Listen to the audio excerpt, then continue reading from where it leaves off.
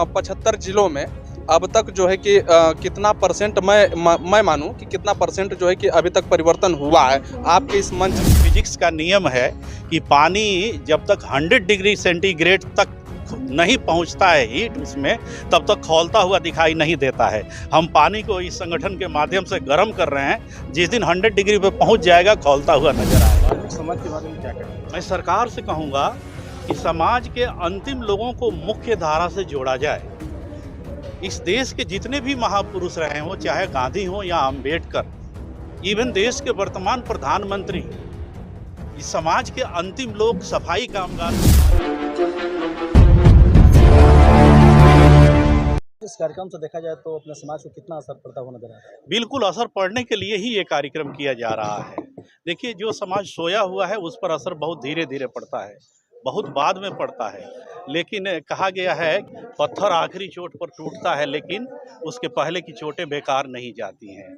हम लोग ये कोशिश कर रहे हैं और उम्मीद है कि कोशिश करने वालों की कभी हार नहीं होती। अहम सवाल ये आपसे है कि लास्ट में एक मेरा सवाल है कि वाल्मीकि समाज को आप क्या कहेंगे? वाल्मीकि समाज के बारे में क्या कहेंगे? वाल्मीकि समाज को मैं यही कहूँगा कि वाल्मीकि समाज के अंतिम लोग हैं।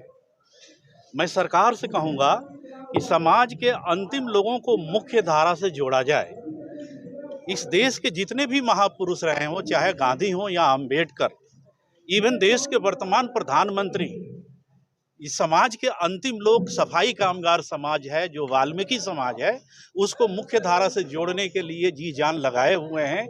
आप देखे होंगे कि पिछले दिनों प्रयागराज में जो कुंभ मेले का शुरुआत हुई थी, तो कुंभ मेले में हजारों सफाई कर्मचारी प्रयागराज में लगे हुए थे सफाई के कार्य में, और प्रयागराज में ही माननीय प्रधानमंत्री जी ने सफाई कर्मचारियों का चरण पखारा था, पैर धोने का काम किया था, यह संदेश देने का काम किया था कि ये जो सफाई कर्मचारी हैं ये वाल्मीकि समाज है, समाज के अंतिम लोग हैं, लेकिन ये देश को पर्यावरण से रक्षा करते हैं।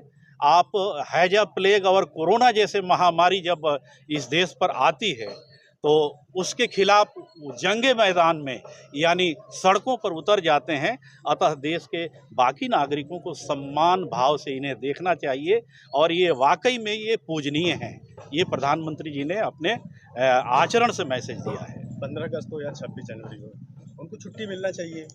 बिल्कुल मिलना चाहिए। मैं तो कहता हूँ कि इस देश के जो सफाई कर्मचारी हैं, वो इस देश के नवनिर्माण में उनका बहुत बड़ा योगदान है।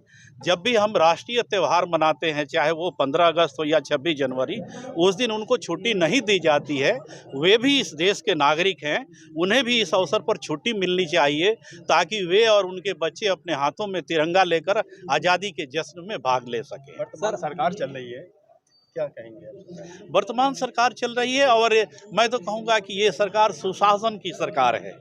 इस सरकार में जन आस्था सरकार के प्रति बढ़ी है। सरकार वोट के राजनीति नहीं कर रही है, सरकार अंतिम आदमी को मुख्य धारा से जोड़ रही है और अपने राज्य के नागरिकों को शांतिपूर्वक जीने के लिए जितना भी उपाय करना चाहिए सरकार कर रही है। सर एक सवाल और है।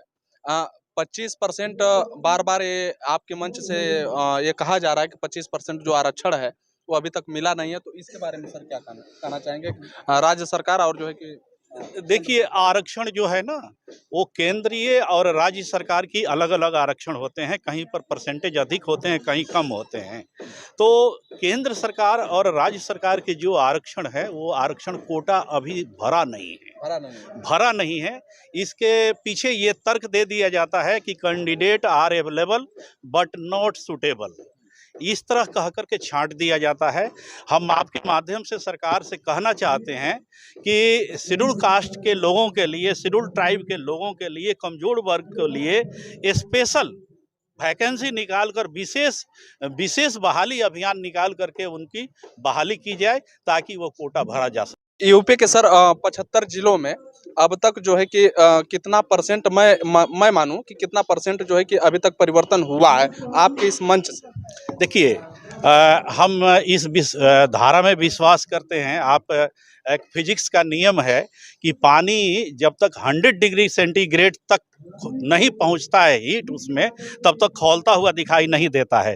हम पानी को इस संगठन के माध्यम से गर्म कर रहे हैं, जिस दिन 100 डिग्री पे पहुंच जाएगा खौलता हुआ नजर सर आएगा। अगला कार्यक्रम कहाँ हो?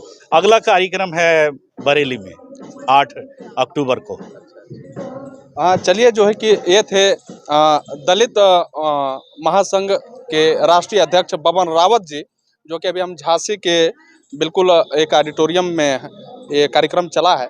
और काफ़ी जो है कि कई बार जो है कि आप देखे भी हैं, वो वीडियो भी लगी है कि कई बार जो है कि ये हर जिलों में, हर राज्यों में, हर एक प्रत्येक जगहों पे जा कर के 85% जो दलित समाज है, जो दलित समुदाय है, उसको जगाने का, उसको आगे बढ़ाने का कहीं न कहीं ये प्रयास जो है कि जारी रहता है। तो हालांकि इस झांसी से माननीय श्री बबन रावत जी की बात आप कितना समझते हैं, अपनी प्रतिक्रिया जरूर दीजिएगा। फिर मिलेंगे नेक्स्ट वीडियो में, तब तक के लिए जय हिंद।